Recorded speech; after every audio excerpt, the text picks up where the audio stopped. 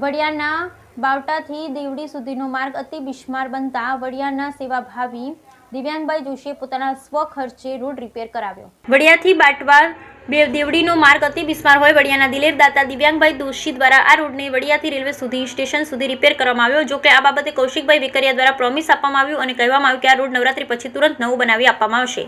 હાલ રોડની અતિ દયનીય હાલત હોય દિવ્યાંગભાઈ દોશી દ્વારા વતન પ્રેમ દાખવી સુરતથી વડિયા પરત આવતા હોય તો પોતે આ પરિસ્થિતિની હાલાકી જોઈ તેમના ખર્ચે આ રોડના ગાબડા પુરાવ્યા, જેથી આવતા નવરાત્રી સુધી આશરે 2 મહિના સુધી લોકોને પડતી હાલાકીથી રાહત મળશે। દિવ્યાંગભાઈનો એવો પ્રયાસ છે કે અને તેઓએ ખાસ જણાવ્યું, આ કાર્ય મેં મારા ગામ મારું વાલું વડિયાને અનુલક્ષીને કર્યું અને દિલથી આ રોડ બનાવવાની મારી ઈચ્છા થઈ એટલે આ રોડના ખર્ચા મેં આપ્યો છે, જેથી આમ જનતાને રાહત રહે। Bureau report Raju Kariya Vadiya. એમાં એવું હતું, કાલે જ્યારે હું વતન આવા સુરતથી વડિયા આવા મારા વતન આવતો હતો ત્યારે આ રસ્તામાં જ્યારે ગાડીમાં મને એટલી તકલીફ પડી, એટલો બધો રસ્તો ખરાબ હતો, ત્યારે પછી વડિયા આવીને મેં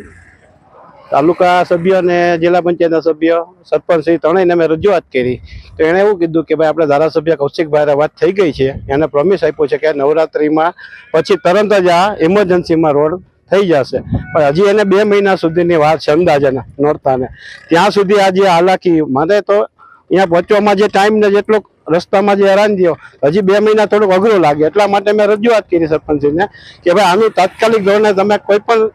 સોલ્યુશન શું થઈ શકે, તો કે આપણે ભરતી જે ટાઈસ છે અત્યારે વડિયાની અંદર એ લોકો નખાવી રહ્યા છે પંચાયત દ્વારા, તો મેં જો આપણે આ કામ કરાવવું હોય મને કે તો પછી કે તમારે કોઈ દાતા ગોતવા પડે, મેં તો મારા ખર્ચેનું આ રોડ આખો કરાવી દઉં, વડિયાથી બાટવા દેવડી સુધી સ્ટેશન સુધી જે રસ્તો ખરાબ છે એ મારા ખર્ચે હું કામ ચાલુ કરવાનું કીધું અને સરપંચ અને ગામના બધા આગેવાનોએ